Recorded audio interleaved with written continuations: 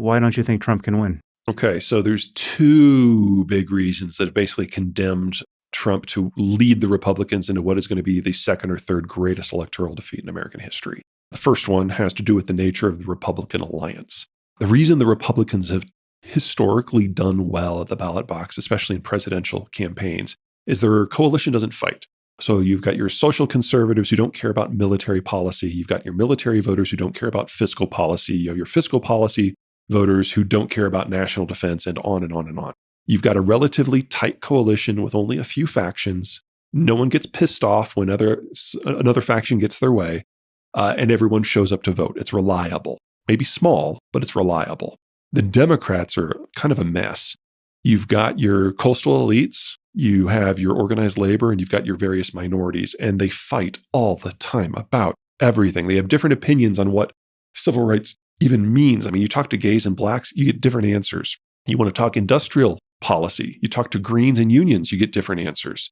So it's hard for them to win at the federal level because anyone who tries to run on the issues and in energizing one faction, they piss off another one, and not everyone shows up to vote. What has happened under Trump is he started that Democratic-style internecine warfare on the Republican side. And so we're not going to get everyone to show up in the first place.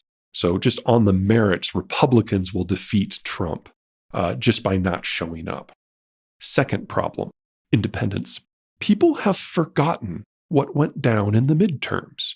We've only had two examples before last year in American history where the party that was not in control of the presidency did so badly in the midterm.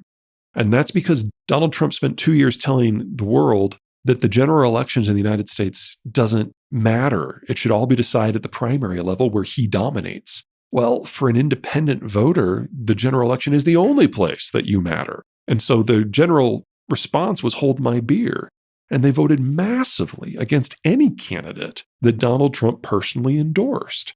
For the Republicans to win in a typical year, they not only need to hold their coalition together, but because it's a smaller coalition, they need to get at least a majority, preferably 2/3, of independent voters. They can't do that anymore. Not only is their own coalition breaking, but independents are strongly voting against anything that touches Trump. And a 2-to-1 swing against them, like what we saw in the midterms, is a far more likely outcome for 2024 than anything else. That tells me, just looking at the numbers, that Trump is probably going to carry 10 or 12 states, none of them big, none of them including Florida or Texas. And it's just a question of how long the coattails are from those decisions. I have no idea about the coattails. Americans are very finicky on that. Why wouldn't the current political polling be tracking this? I mean, if you're polling likely voters, and presumably independents are also included in those polls, so is it just that you're assuming that the people who imagine that they're likely voters aren't in fact likely voters? Well, we have a data problem and a definition problem. The data problem is that true independent voters don't do polls, and certainly not a year out. Second, there's a definition problem. You've got roughly, let's call it 25 to 30% of the population that's hard Democrat and hard Republican. They're not going to be swayed. You've got another 15 to 20% that says they're on each side, that says they're independents, but really they vote for the Republicans or the Democrats over 90% of the time. So they're not really independents. The 10% in the middle, those are the ones that matter. Those are the ones who decide elections, and they never answer polls. You mean these are the kind of people who just hang up when the pollster calls?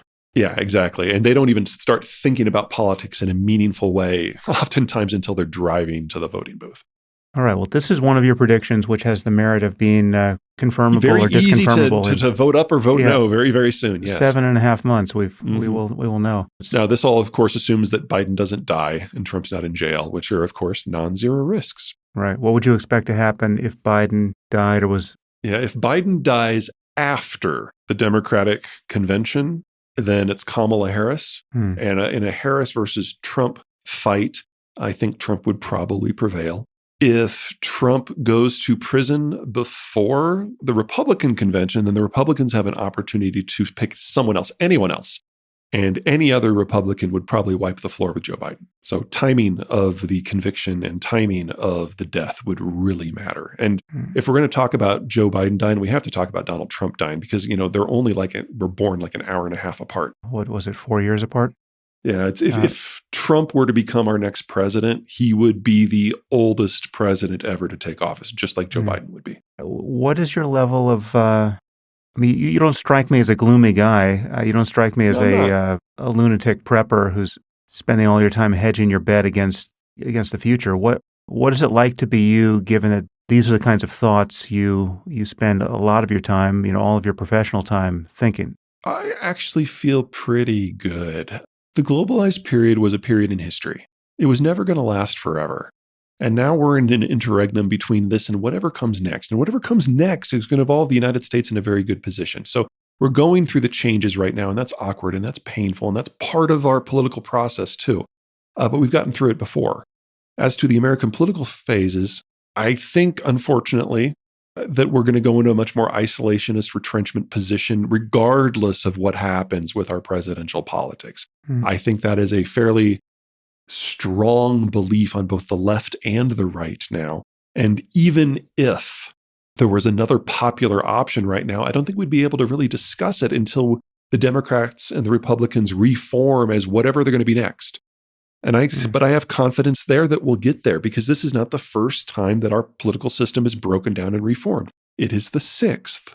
It's just that. Why do you say unfortunately? I would like for us to go back to 1992 and have that conversation about the sort of world we want to see. I would love to have that conversation, open, honest, direct, and forward looking. But that's not going to happen. Aren't you saying, I mean, isn't the picture grim enough demographically that it's not a burden that the U.S. can truly lift? I mean, that whatever contribution we make to the global welfare on your account is going to be on some level at our own disadvantage? Oh, sure. I mean, part of what makes me sad is that this political transition is happening at a time where American decisions are going to shape the human condition for the remainder of the century. And we're incapable of having a conversation about what those decisions should be. Mm-hmm. So at the point where, and this is more or less the story of the last 30 years, going through this transition in the post-Cold War environment, this had been the time for leadership. And we haven't had any. And this is kind of the last chance to tilt the world in whatever direction we think would be better.